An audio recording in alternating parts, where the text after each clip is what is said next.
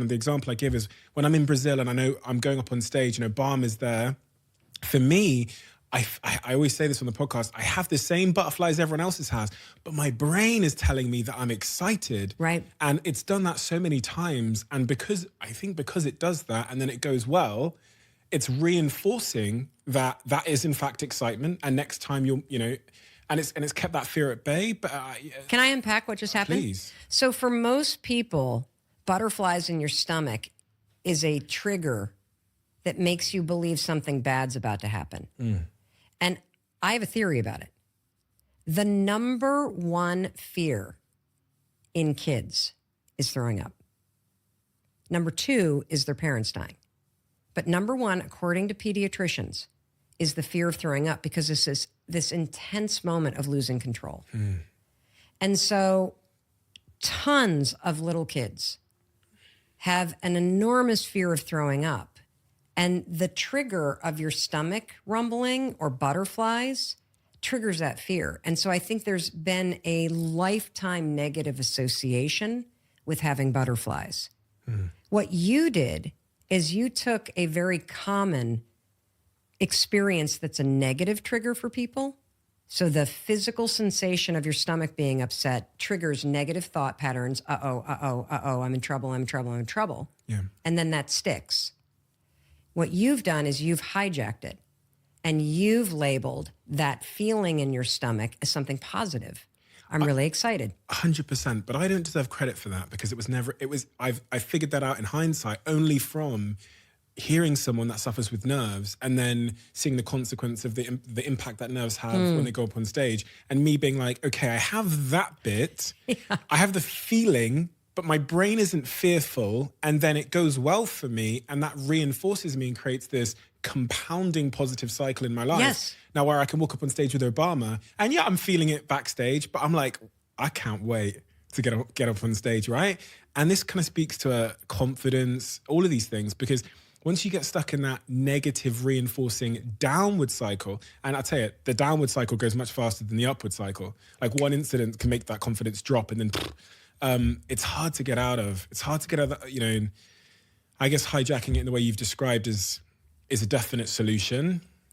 Well, you know what I just got really excited about is that let's go back to the fact that your brain learns patterns. And even though you may feel stuck, even though you may feel hopeless, you're not broken. You have patterns of thinking and patterns of behavior that are broken for where you are and where you want to go in life.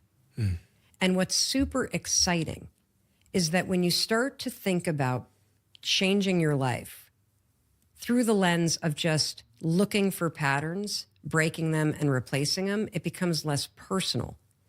And I believe, especially after what I've experienced with the high five habit, that, there's a lot of research in habits, obviously, about how long it takes a new habit to stick. And it's anywhere from, according to a lot of people, 21 days to 63 days, depending upon what you're looking at in terms of the mind, body, spirit. I personally have a theory that if you don't like the new habit, you're never going to make it stick. Like, I don't like getting out of bed in the morning. I've been using the 5-second rule, 5, 4, 3, 2, 1 for 13 years. Can we talk about that? I feel like we brushed over that a little bit. Yeah. So this 5-second rule, you released the book, I think 2017, called The 5-Second Rule. And it's all about, well, you tell me what it's about, where it came from. I know there was a rocket. You're watching a rocket on TV.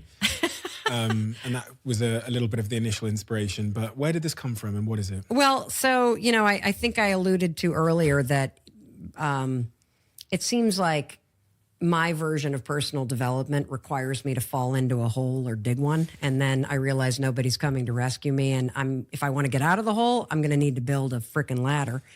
And so at the age of 40, I found myself in a place that I just never envisioned I would be. And that is, my husband and I had 3 kids under the age of 10, and I was unemployed. And my husband had been in the restaurant business with his best friend, and the housing crisis especially hit in the United States. And we found ourselves $800,000 in debt. because we had secured the restaurant business like complete morons with our kids' college fund and our house and every credit card and the home equity line and the cars and everything. And that's great when your business is working. It's absolutely terrifying when it's not. And so I would wake up every morning just pinned to the bed with anxiety. And I became somebody that I barely recognized. I was screaming at Chris. I was drinking myself into the ground. The kids were missing the bus every day. I didn't have a job. I was hiding from my friends. I hadn't told my family what was going on. And you know, the thing that's interesting about being stuck in life is that the fact is, you know what you need to do. That's the easy part. And if you don't know what you need to do to improve the situation, then Google it. There's approximately a bazillion videos out there of people like you that have been in the exact same situation. They will walk you through there are books you can buy, there are courses. The what you need to do is out there. It's the how. How the fuck do you make yourself do what you need to do when you are scared or overwhelmed or anxious or hopeless or depressed or any of the stuff that happens to you as a human? That's the $100 million question. And at the time, I didn't have the answer. I knew I needed to look for a job. I knew I needed to stop screaming at Chris. I knew I needed to get the kids on the bus. I knew I needed to ask for help. I wasn't doing any of those things. I was stuck in broken patterns. And I didn't know any of the things that we're talking about right now. But one night, you know, I was sitting there and I was watching TV and I was telling myself, tomorrow morning, it's got to be the new you. I was giving myself that lame pep talk like, Mel, you've got to stop drinking. You have got to be nice to Chris. You have got to pull your shit together. You got to look for a job. And by God, woman, when that alarm rings, you cannot lay there like a human pot roast marinating in fear and staring at the ceiling. You have got to get out of bed, woman. And then all of a sudden, this is divine intervention. The rocket ship launches across a television screen, Stephen, and I say, that's it. That's it. Tomorrow morning, when the alarm goes off, Mel Robbins, you're going to launch yourself out of bed like a rocket ship. You're going to move so fast, you're not going to be in that bed when that anxiety hits. Now, it was either God or bourbon. One of those two things gave me the idea because it sounds dumb. Okay, Mel, you're going to beat anxiety by moving fast. That sounds great. Well, the very next morning, it was a Tuesday in February outside of Boston, Massachusetts in 2008. The alarm went off. And I think a lot about this moment because if I hadn't done what I did that morning, my life would have gone in a totally different direction. I'd probably be divorced. I'd probably be an alcoholic. My family would be torn apart. No idea what I'd be doing for a living or where I would be. And I profoundly believe that you are one decision away from a different life. And that happened to me on a February morning in 2008. The alarm rang. And as soon as the alarm rang, I remembered the idea of launching myself out of bed. And then I did what psychologists call a bias toward thinking. And this window opens up when you start to think about what you need to do instead of doing what you need to do. It's this window of hesitation that's about 5 seconds long, a window of hesitation that defines your whole life. Inside this window of hesitation lives anxiety and procrastination and fear and imposter syndrome and overwhelm, all patterns of thinking, all patterns of feeling, all patterns of behavior that get triggered in this 5 second window of thinking about what you need to do. Because it's in the thinking that you go from being present to all the patterns kicking in and the coping mechanisms that you have. And so for whatever reason, I started to think about getting up and all the shit started to come in. I don't feel like it. How's it going to help? I don't want to. For whatever reason, I just started counting backwards. 5, 4, 3, 2, 1. And I stood up. And I used it the next morning and the next morning. And by the third morning, I was kind of freaked out because I'm like, okay, this is working. This is weird. And I said, Mel, I made myself a promise. If at any moment you know what you need to do, but you don't feel like it, just count backwards and let's just see what happens. And so I started using it, Stephen, this little count backwards technique, 5, 4, 3, 2, 1. No idea why it's working, by the way. In any moment, I'd see Chris, I'd want to kill him. 5, 4, 3, 2, 1. All of a sudden, I'm calm. I can speak to him from a more supportive place. Kids are irritating. 5, 4, 3, 2, 1. Take a breath. And now I can be the mom that I know I want to be. 5, 4, 3, 2, 1. I'm going out the door to exercise. 5, 4, 3, 2, 1. I'm picking up the phone and I'm networking. 5, 4, 3, 2, 1. I'm picking up the phone and calling my parents and asking for help. And slowly but surely, one decision at a time, using the 5-second rule. And the 5-second rule is very simple. The moment you have an instinct to move, you got to do it within 5 seconds or your brain will kill it. And counting backwards is critical. I now know why it works. When you count backwards, 5, 4, 3, 2, 1, you interrupt habit loops stored in your basal ganglia. And the counting backwards requires focus, so it awakens this sucker right here, your prefrontal cortex. It's referred to as a starting ritual in habit research, a cheat code for your brain. And basically, I used it in secret for 3 years because, I mean, what am I going to do? Tell people you can count to 5 and you change your life? I mean, it sounds ridiculous. Plus, I was just trying to survive. I'm trying to, like, find a job and save my marriage and help my husband and make sure my kids are okay and start to pay our bills and make the ends meet. And that's what I was doing. And one thing led to another, and word got out about it, and people started to write to me about it. And it has now gone on to change the lives of millions of people. We know of 111 people who have stopped themselves from attempting suicide by counting backwards, 5, 4, 3, 2, 1. When I had a daytime talk show, an entire wing of nurses from an inpatient unit at a psychiatric hospital in Philadelphia came to my talk show and explained to me after the show that of all the tools that they have when they discharge somebody from an inpatient commitment, that the 5-second rule is the most effective thing that they have, except for medication, obviously. But it's the most effective thing that they have because it's simple and you can remember it and anybody can use it and it works. And I think we make a huge mistake in life.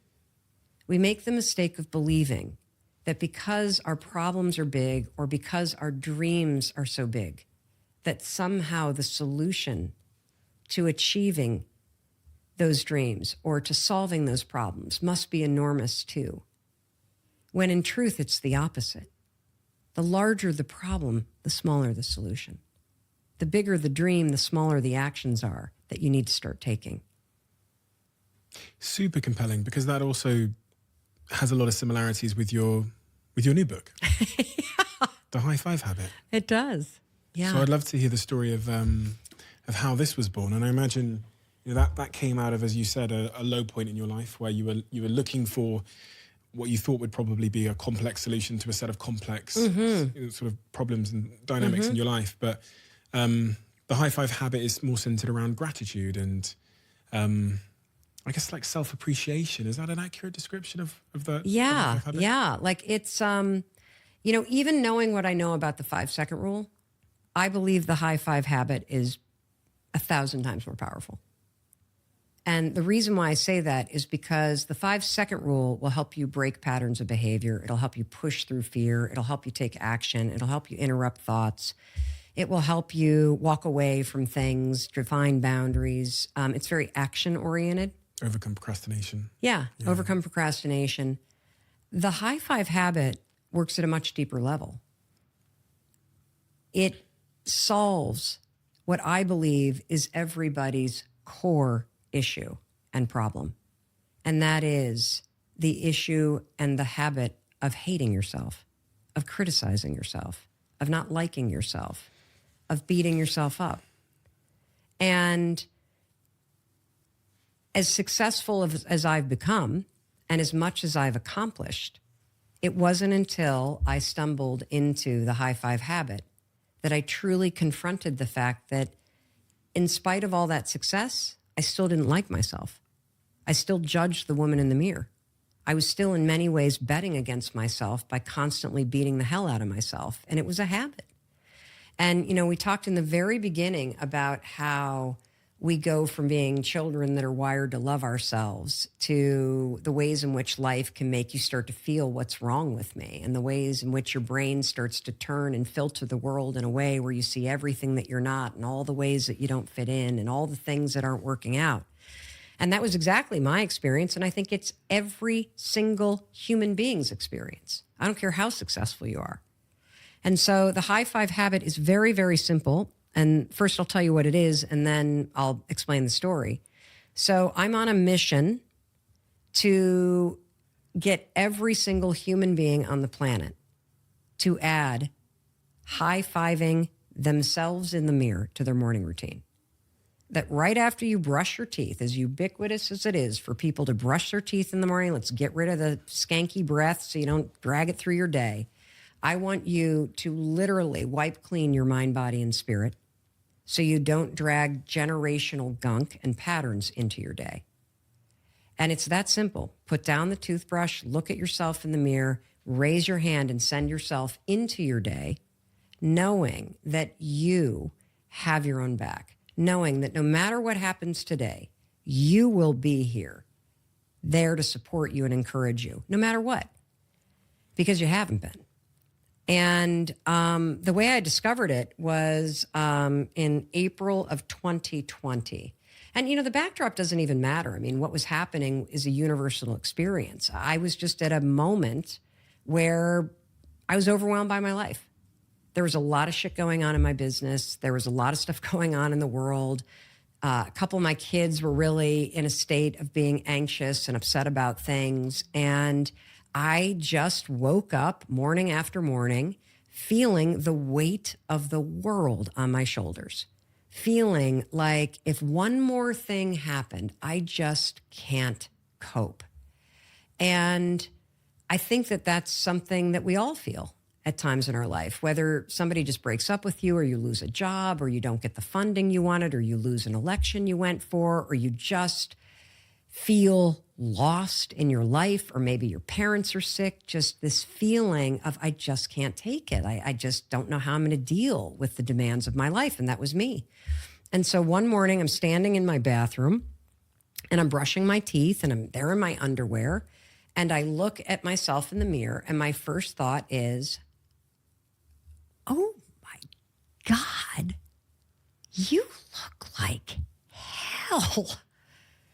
And then I immediately, out of habit, start picking my appearance apart.